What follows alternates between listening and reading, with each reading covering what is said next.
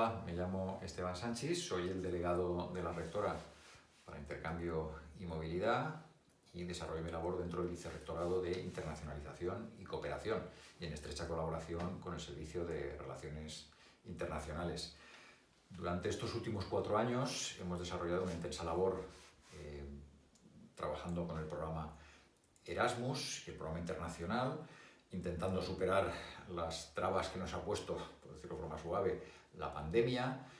problemas como el Brexit y permitiendo que, a pesar de estos problemas, la movilidad haya seguido siendo una realidad y en la actualidad esté renaciendo con fuerza. Debo agradecer la participación de, por supuesto,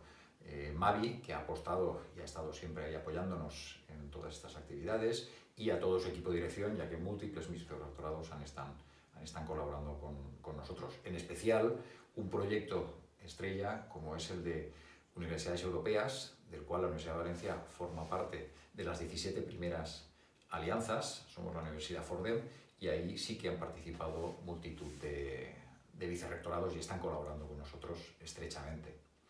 Es por eso que no puedo estar más contento de que Mavi se vuelva a presentar a la reelección, por esa apuesta que ha hecho hasta ahora, por ejemplo, presidiendo el acto de inauguración de la Alianza Fordem ya en septiembre de 2019, y en la actualidad que estamos desarrollando la nueva fase de ese proyecto tan importante para toda Europa, en el cual tenemos la suerte de poder participar y sabemos que Mavi nos va a apoyar, así que estoy muy contento.